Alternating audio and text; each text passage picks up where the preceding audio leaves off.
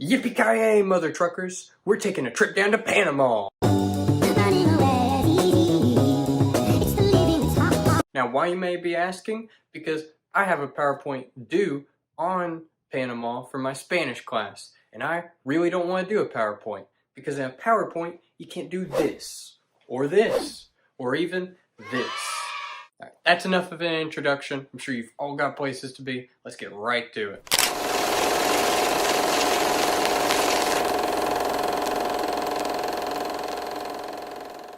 For those that don't know, Panama is home to a colorful indigenous culture, which also leads to having a ton of unique arts and crafts that you can't find anywhere else. For example, it's known for its molas, which are highly detailed textile art you can find all over the place. Another neat little tidbit of Panama culture are these dolls called muñecas de Santeria. They originate from Panama's Afro-Caribbean religion, Santeria, and are used for religious practices in said religion. Because Panama has so many different arts and crafts, like we mentioned earlier, this leads to Panama being flooded with artisanal markets that you can find all over the place. Here's some images of what those look like. But this isn't the only kind of art Panama has to offer.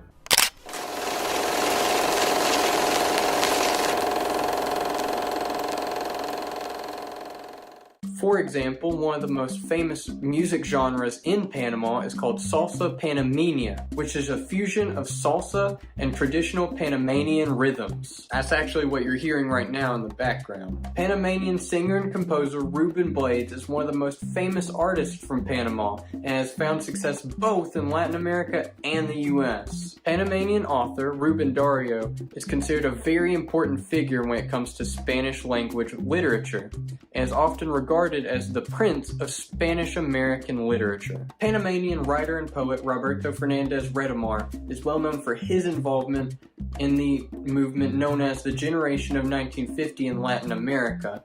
A lot of his literature contributed to that. It's kind of a big deal. There you know. Hey, I'm in the middle of editing this and realized I needed an indigenous example in this section, which I forgot to put, so I'm just going to mention that the Kuna people have a rich tradition of oral storytelling and poetry, often passed down through generations. Here's a picture. Sorry, I just don't want to get points taken off. Thank you.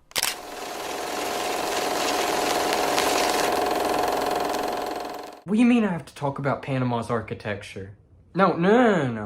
Name a building in Panama. Go on. I don't care if it's on the assignment. It's lame. Like, what am I even supposed to talk about? Oh, hey there. Didn't see you there. So obviously, Panama is home to the Panama Canal, which is this thing.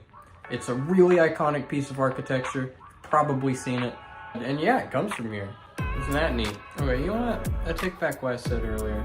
These houses right here are pretty neat. These are traditional houses made by the Kuna and Bara people. As you can see, they're made with bamboo and put on stilts, so that way they can withstand heavy rain. More you know. What you're looking at right here are the ruins of the city Panama Viejo, which is the original city of Panama. It's also an archaeological site now. Move on to the next point.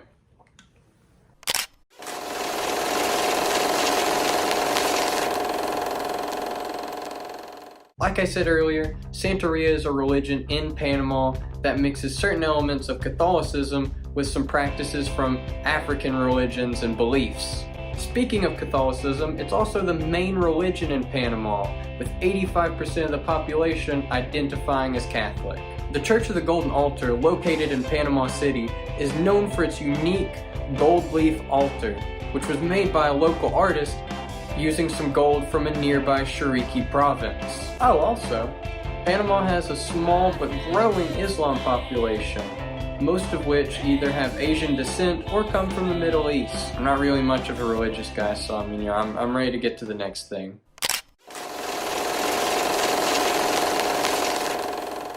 Alright, now we're talking. Panama also has a big party scene. For example, one of the most popular events that goes on at Panama is the Carnival of Las Tablas. Panama has also hosted the annual Panama Film Festival since 2018. And I would list some of the films that have been played at this festival, but okay, who are we fooling? You don't watch Panama films in your spare time. What's the point? Alright, anyway, moving on to the next point. Panama is also well known for its annual jazz festival, which brings together musicians from all around the world to celebrate the sounds of bluesy guitars and brassy saxophones. Coming back to Santeria and Panama's Afro-Caribbean culture is the festival known as Festival de la Mejorana, which is known for celebrating traditional music, foods, and dances associated with the religion. Panama is actually a very well-developed country when it comes to education. It has a public education system just like the good old US of A. Panama also has a 94% literacy rate, which is actually higher than the US. Panama actually has a huge bilingual program which specializes on teaching kids both English and Spanish.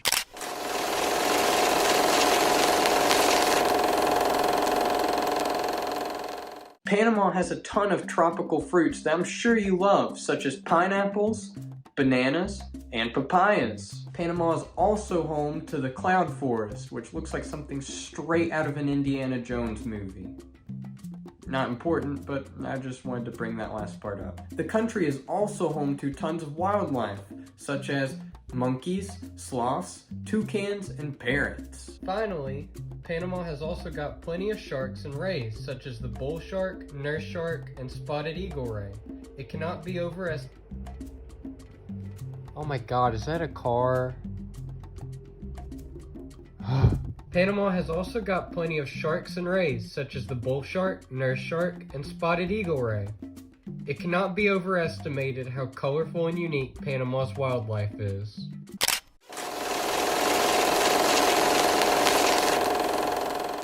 Close-knit families is a serious part of Panama's culture, with the typical structure of a household being a patriarchal one, with a father at the head of the household. However, there's still plenty of households being held by single mothers.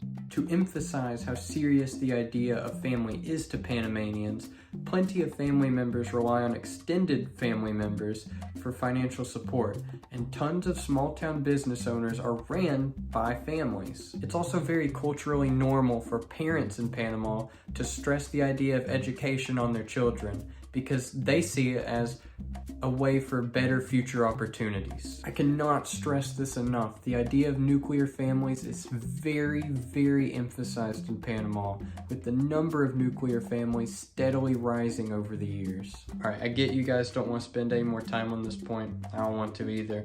Let's keep it moving. Finally, a fun one.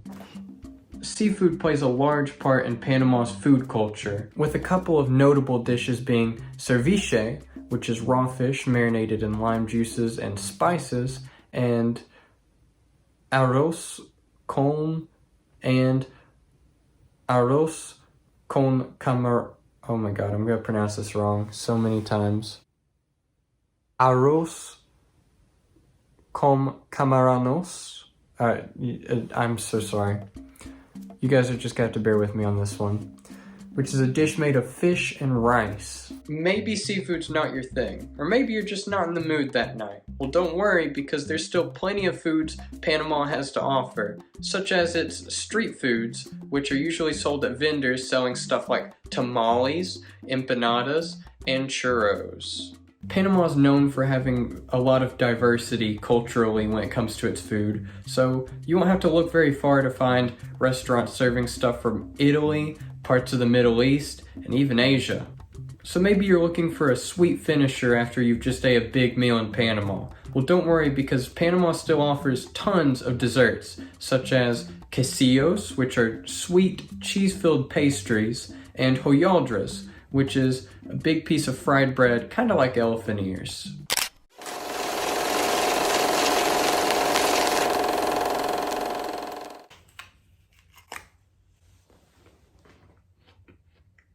Oh man, I got hungry during the last one.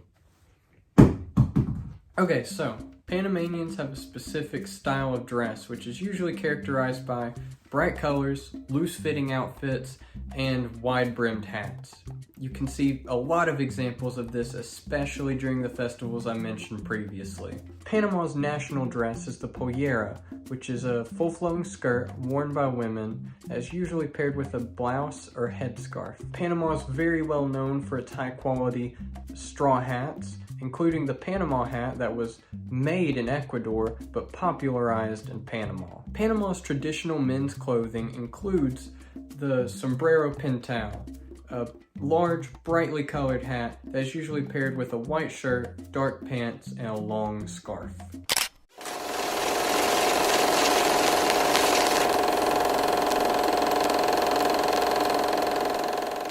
Panama City is a popular tourist destination with plenty of local sightseeing areas being the Panama Canal, the historic Casco Viejo district, and the Biomuseo Museum. The Chiriquí province, which was previously mentioned earlier, is home to the Boquete region, which is known for its flour and coffee industries as well as its outdoor activities such as hiking. The Bocas del Toro archipelago is known for its beautiful beaches and ecotourism opportunities. The archipelago in question is also home to forests and made up of over 200 islands, which means that it's home to tons of water sports such as deep sea diving, snorkeling, and so on.